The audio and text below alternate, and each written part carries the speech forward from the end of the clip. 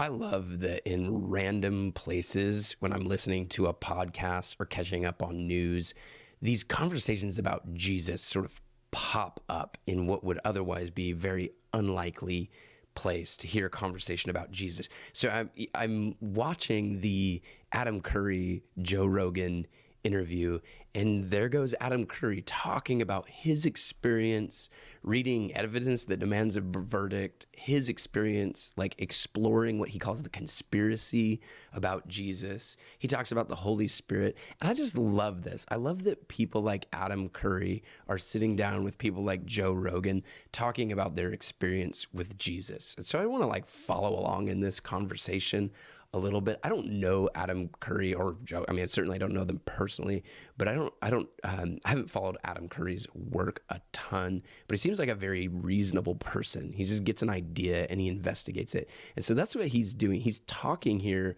about kind of investigating Jesus. And he brings it up to Joe. I thought it was just kind of a interesting thing to look into. And I was very interested by this because I've looked at every conspiracy theory, moon landing, 9/11, JFK, I mean, all kinds of conspiracies. The one I had never looked at, and now, I'm 58, so I'm like, okay, let me look at this one, is God.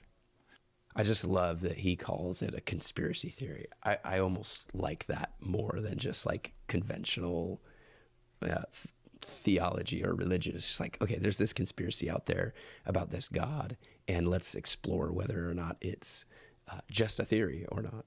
And I said, let me see about this God thing. I've never been a religious guy. And so I start reading, and I start talking to people. I also found that around me, like a couple of people I was working with, they're all Christians, and not that anyone was ever pushing anything on me. When I asked them questions, they would gladly answer. So, and this is what I'm talking about. You have people like Adam Curry, Joe Rogan, and I don't know what kind of stuff you listen to or read, but I'm not always listening to Christian stuff, very rarely. And the fact that it's popping up, I hear stuff like this, like Adam Curry's, I find myself surrounded by a bunch of Christians.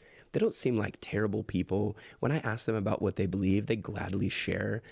I freaking love that. And there's a lot of stuff written about Jesus. There's a lot written, thousands of years of books, and there's some contemporary stuff such as Evidence Demands a Verdict. There's a little shout out to Josh McDowell. Great book if you haven't read Evidence That Demands a Verdict. Very classic, like apologetic on Christianity. And so just here, Adam Curry.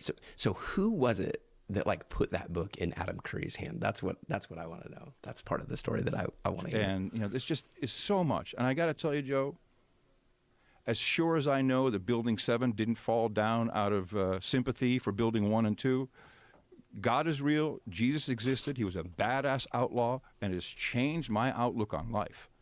I love that. Okay, so one, I don't really. This is not about 9/11 or anything like that. Obviously, Adam Curry. That's what he's talking about. But man, just how he sees so Jesus. much. And I got to tell you, Joe, God is real. Jesus existed. He was a badass outlaw, and it has changed my outlook on life. Yeah, Jesus is a badass outlaw. I love that. Not only that, but a person who has changed my outlook on life. I think that, I don't know, I love hearing other people's experience when they truly come into contact with the person Jesus. Not just like a historical idea, not just like a religious idea, but the person Jesus. He's a badass outlaw. Write that down. It is